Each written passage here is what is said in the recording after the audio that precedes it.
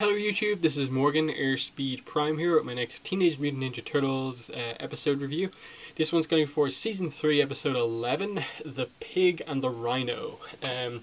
First thing to say is just the schedule of this show is awful. Like, it really feels like Nickelodeon are trying to kill this show. They're trying to make it so that the ratings get lowered so they can cancel it. That's the only explanation I have for what they're doing with the schedule of this show. Because I haven't seen any news about like production issues, like they're really like literally animating the episodes to get them to air, and they don't really have them all done, and it's just a case of airing them. And either they're doing that and they're just animating them kind of like one at a time, and they're having issues or something like that, or Nickelodeon is just absolutely trying to get rid of this show. The ratings, as far as I'm aware, are fairly low. They're lower than I think even Korra was when it got put online only. So that's a problem. And then just the combination of the really bad way that they're airing the episode, in addition to the fact that the show keeps going back and forth on if it wants to be a story driven show or if it just wants to be kind of a fun show every week. It's a really difficult show, I think, to follow week to week in terms of just getting this flow of enjoyment out of it, because it's just so on and off. And then when you think it's finally going to get back to good, they take a break and just ruin any momentum that they had. So I really wanted to comment on that, but let's get into the episode itself. This was a okay episode. I don't think it was anything special. It's better than a lot of the episodes this season, but in the grand scheme of what this show is, I still don't think it was anything fancy.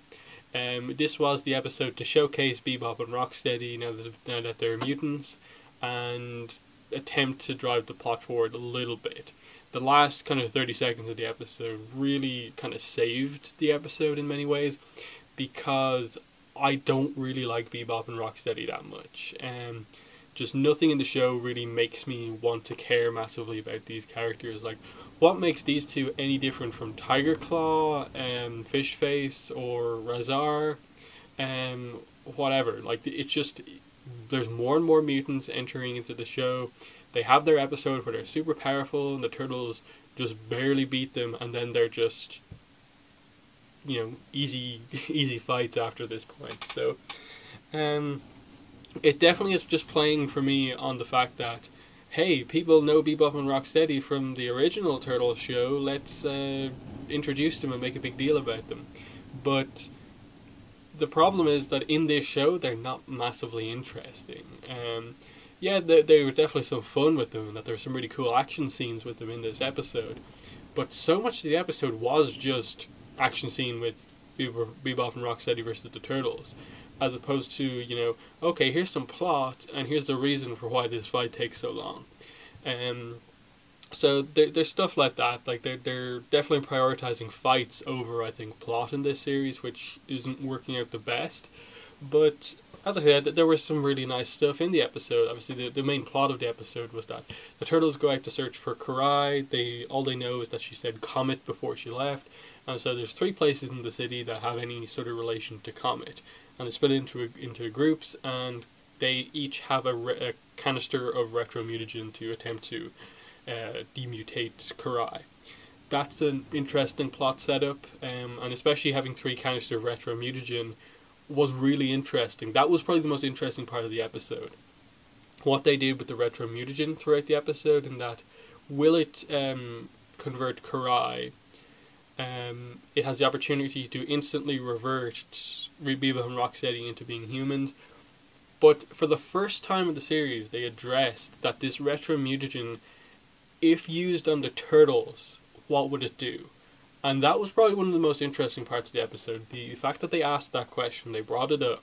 I think it was Bebop pointed the kind of spray gun at Michelangelo and basically said, what would this retromutagen do to a mutant turtle? And we know what it would basically do. It would just turn them into like a small turtle or a medium-sized turtle, teenage turtle. So that was an interesting thing, and probably one of the more intense moments we've had in the fight scene. just because of the threat of doing that. But of course, they eventually defeat Bebop and Rocksteady and have the chance to administer the retro mutagen to Karai, but it doesn't do anything. And the whole reason she gave them this clue to find her was so that she could say goodbye to them, because her mind is going, basically what she says, that it's being taken over, she's gradually losing her humanity or something like that. I didn't quite get why they were saying that she was a special mutant. Like, I understand she has special powers, even compared to a lot of the other mutants. But what inherently makes her so special? Again, it was one of those things, like, back when she was mutated last season, I can't really remember, but there was something like they made a big deal about whatever type of mutagen she was dropped into. It was like super mutagen or something like that. Maybe that's what they're talking about, and that's why her powers are so crazy. But definitely, if the episode had ended there with her just diving into the ocean and running off, I would have been very unsatisfied with the episode. But the fact that they have those last couple of seconds where Bebop and Rocksteady capture Karai and present him to Shredder, they have actually succeeded in their mission, was actually a really cool moment. Because it means that Shredder now...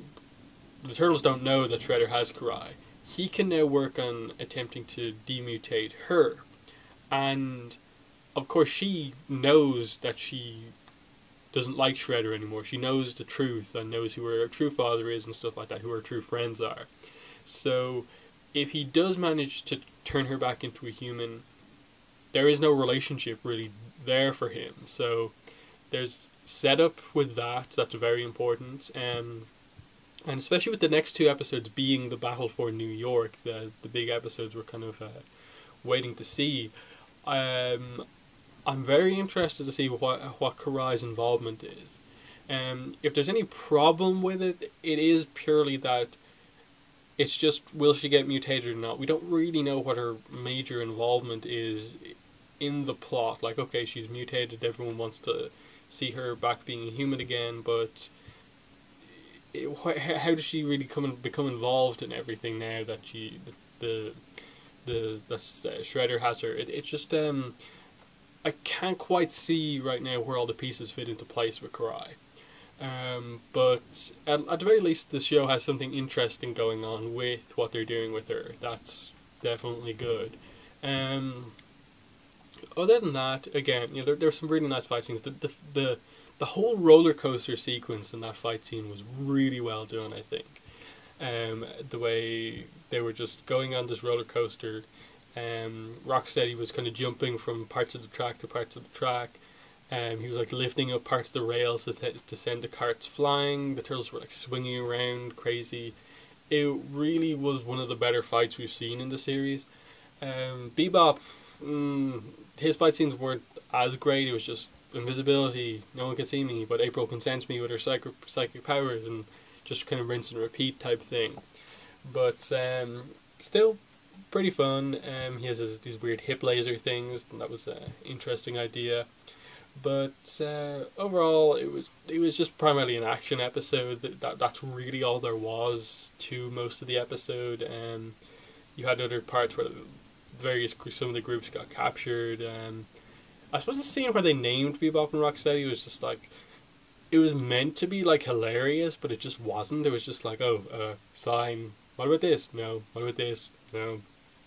What about Bebop and Rocksteady? I kind of like it. And then the other one hates the name, but they keep calling them that and it frustrates him. I get the idea that they were playing on the fact that everyone knows they're going to be called Bebop and Rocksteady and they just play around with it, but it just wasn't executed very well in terms of being funny. But still, decent episode, and I definitely want to know what your guys' thoughts are on the episode yourselves. I'm excited for next week with the two-parter, Battle for New York. I really hope they just do something big to make the series more plot-focused. There's still a lot of stuff that needs to be resolved, and I think the sooner that they get the Krang out of the way, the better, kind of, so they can focus more on the Shredder. But at the same time, I kind of just want, what I want with this series is to kind of just get rid of most of the mutant villains going around the place right now, and just have it really focused on this kind of personal grudge that the Turtles have with Splinter. Have Karai involved, um, have Shredder and a couple of henchmen, but there's just way too many villains at this point in time. So I think even though it's only like a mid-season finale, they kind of need to really have something big happen and just take out some of these villains for a long time and have something really interesting happen, because um, realistically we're probably getting towards the end of this series overall. Like we're approaching the midway point of season 3. I think season 4 is confirmed, and they're probably going to do a season 5. So, we're over the halfway point in this series. I mean, and they're going to need to get going on this. So, that's the review basically for the Pig and the Rhino. In the comments, let me know what your thoughts were. But otherwise, thanks for watching, and bye.